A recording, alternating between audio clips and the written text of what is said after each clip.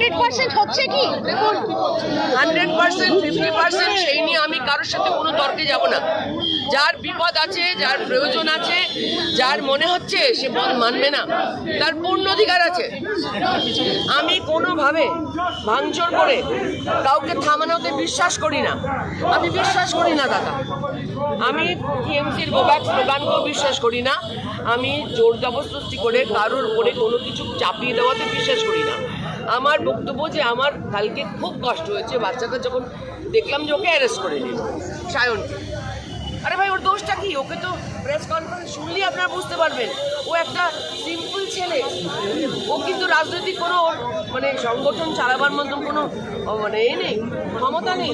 ও একটা প্রেস কনফারেন্সে শুনলেই বলা যায়। ও বারবার বলেছে, নবান্ন অভিযানে ও বারবার বলেছে জনসাধারণকে ডাক দিচ্ছি আপনারা কিন্তু প্লিজ, আমরা নবান্নদের কাছে গেলেও আমরা ঢুকবো না, কোনোভাবে আমরা কোনো কিছু করবো না, আমরা ভাঙতে আসিনি, আমরা করতে এসেছি।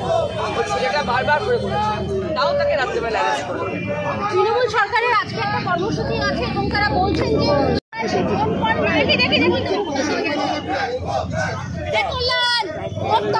টাইট করতে বলছে। কখন 12 ঘন্টার বন্ধ দিদি যাবে না দিদি, বার্তা কি দিচ্ছেন আজকে? বার্তা কি দিচ্ছেন 12 ঘন্টার এই বন্ধে? মানুষকে বলছি যার বিপদ আছে ঘরে, যার কাজে বেরোতেই হবে সেজন্য বেরোয়। আমি কাউকে মারতে ধরতে আসিনি, আমি কাউকে গালাগালি করতে আসিনি। আমি একা চলে এসেছি। আমি কাউকে কোনোরকম অপমান করতে আসিনি। আমি যারা যাচ্ছি কয়েকজন মাত্র মানুষ আজ রাস্তায় বেরিয়েছে, তাদের কাজকর্মে বেরিয়েছে, তারা তাদের মতো করে সুস্থভাবে স্বাভাবিকভাবে বাড়ি ফিরুক, কাজে যাক। আমার কোনো ভাঙচুরের দরকার নেই। আমি বিশ্বাস করি না। কিন্তু আমার প্রশ্ন হচ্ছে একটি 2-3টে বাচ্চা ছেলে, সেই ছেলেগুলো তারা ছাত্র সমাজ বলে একটা জনগণকে আহ্বান দেখেছি। তাতে অনেক মানুষ গেছে, আমরা অনেক বয়স্ক লোকেদের দেখেছি, মধ্যবয়স্ক লোকেদের দেখেছি। যেরকম রাতে মেয়েরা দখল না, তাতেও প্রচুর মানুষ গেছে। তাহলে বিজেপির যদি একটা লোক ওখানে গিয়ে থাকে তাহলে এত পেটা বেকার। আর ওই ছেলেটাকে কেন অ্যারেস্ট করা হলো? কালকে টিভিতে বসেছিল, তারপরে অ্যারেস্ট করা হয়েছে কেন? আজকে লকেটকে এরকমভাবে ধরে নেওয়া হচ্ছে। আমরা কি করেছি? আমরা প্রধান বিরোধী দল, আমরা কেন রাস্তায় এসে মানুষের সাথে কথা বলতে পারবো না? সবকিছুই তো চলছে। ওরা টিয়ার গ্যাস ফেলতে ওরা জল কামান ফেলতে জল পুড়িয়ে গেছিল। বন্ধ করে মেরেছে আমাকে, মাল্টিপল ব্রেন হ্যামারেজ হয়েছে আমার। আমি ভুলিনি পুলিশের মার যারা খেয়েছে তারা কেউ বলেনি। কিন্তু আমি আশা করেছিলাম যে মমতা বন্দ্যোপাধ্যায় বলেছিলেন যে হ্যাঁ আমি পুলিশের মার খেয়েছি, এবং উনি বলেছিলেন যে বদলা নেব না, আমরা বদল চাই। কই আপনার স্লোগান?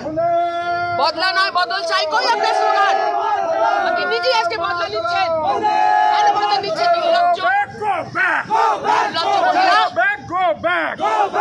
স্বাস্থ্যমন্ত্রী একটা মেয়ে 36 ঘন্টা করার পর হাসপাতালে তারই লোকজন যারা মারা হয়েছে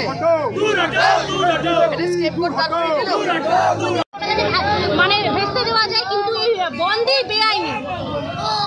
দেখুন বন্ধকে ব্যক্তিগতভাবে আমরাই মানে মন থেকে তো আমরাই সাপোর্ট করি না।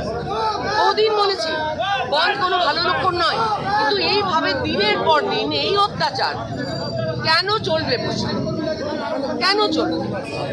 আমরা কোনো এনজিও নই, আমরা একটা রাজনৈতিক বিরোধী সবচেয়ে বড় ক্ষমতাবান বিরোধী রাজনৈতিক দল এ রাজ্যে। তো আমরা আমাদের মতন করে সাধারণ মানুষের কাছে পৌঁছবো। তাতে যারা আসতে পারবেন বন্ধে, তারা মনে করেছেন বহু মানুষ আছে বাড়ি। আমি যে রাস্তা দিয়ে এসেছি, রাস্তাটা সকাল 10টার সময় অত ফাঁকাই থাকে না। আমার টালিগঞ্জ থেকে আসতে 7 মিনিট লেগেছে, এত ফাঁকা রাস্তা।